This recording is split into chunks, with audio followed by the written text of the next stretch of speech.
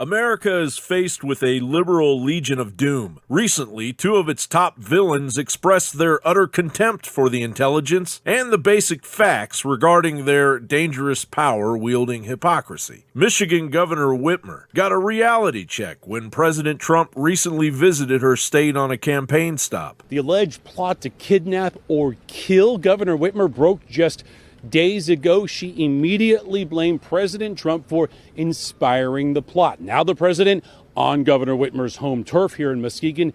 Get your schools open. The schools have to be open, right? President Trump in Muskegon late Saturday.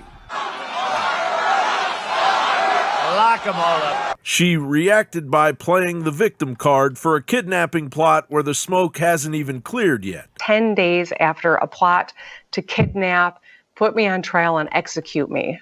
10 days after that was uncovered, the president is at it again and inspiring and incentivizing and inciting this kind of domestic terrorism. It is wrong. And does she have a rational explanation for the 8645 numbers placed indiscriminately behind her? Everybody knows 86 is the slang term to murder someone, while President Trump is our 45th president. Meanwhile, New York Governor Cuomo is blatantly denying that he had anything to do with the thousands of nursing home deaths his overhanded policies caused. Governor Andrew Cuomo appearing to take a victory lap as he promotes the launch of his new book, quote, Leadership Lessons from the COVID-19 Pandemic.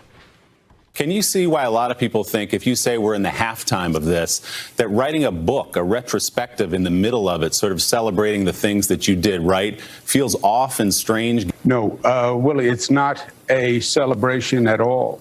The game isn't over. And the part that's so insulting is that as people were still dying, as people were still getting sick, as the uncertainty continued and businesses were closing, this was a guy who used that moment not only to take, contemporaneous notes for a future book, but he was actually glad-handing publishers, shopping for agents, writing this book and doing the work. This is in the thick of this pandemic when we lost more people, again, more than any other state easily, but more than places like France and Spain. Cuomo has defensively pointed to an internal report conducted by his own state health department, which is widely criticized by medical experts, politicians, and family members who lost loved ones in the facilities to the virus. Experts like Catherine Troisi, an epidemiologist with the University of Texas Health Science Center at Houston, ripped the DOH-issued report released in July, arguing the analysis lacked sufficient information, including data on nursing homes that were free of the deadly disease before being forced to admit infected patients. Troisi added, would this get published in an academic journal? No. How many more Whitmers and Cuomos will it take for America to come to terms with the potential danger their votes pose when cast for psychotic megalomaniacs, posing as their saviors?